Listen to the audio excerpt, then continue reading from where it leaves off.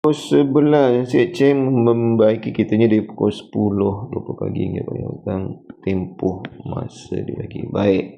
So bila tempoh operasi tolak, dan macam cikgu cakap, kalau tolak masa yang sama, waktu yang sama, maksudnya pagi tolak pagi, petang tolak petang, malam tolak malam, okey. Tapi ni bila melibatkan waktu berubah, petang tolak pagi, hati-hati. Maknanya memang kena guna sistem 24 jam. Kalau cara tu lah. Tapi kan cikgu dah tunjukkan ada dua cara.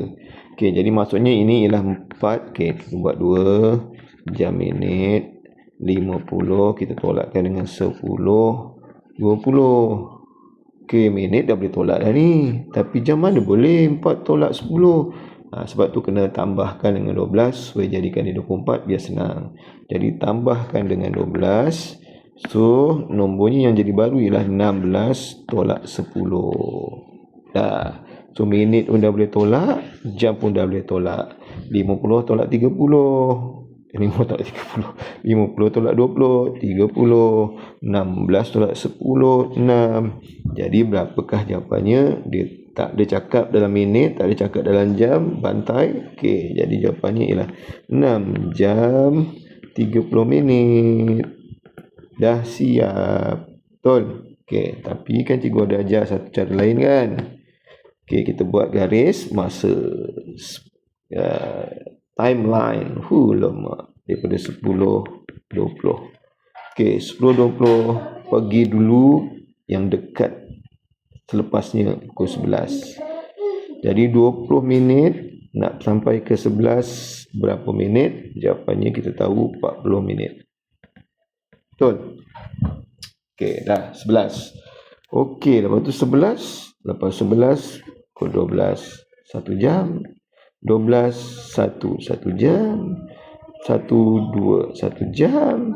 2, 3, 1 jam. 3, 4, 1 jam. Dan 4 sampailah ke 4.50.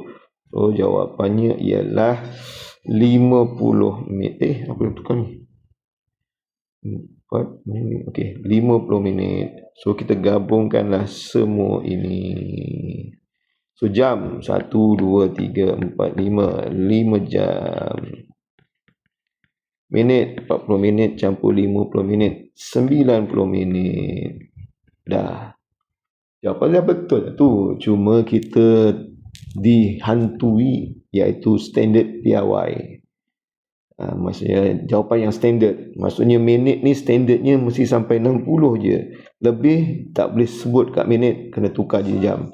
Jadi sama je ni. So kita tolak dengan 60. Okey, so kita tolak dengan 60. 90 tolak 60, 30 minit.